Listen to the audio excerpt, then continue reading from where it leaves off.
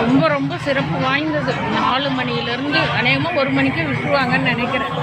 அவ்வளோ கூட்டம், அளவு கடந்த கூட்டம், லட்சக்கணக்கான பேர் இருக்காங்க பாருங்கள். இப்பயே ஒரு 50 லைனு நிறைஞ்சிருச்சு, அங்கே வரைக்கும் நிறைஞ்சிருச்சு லைனு.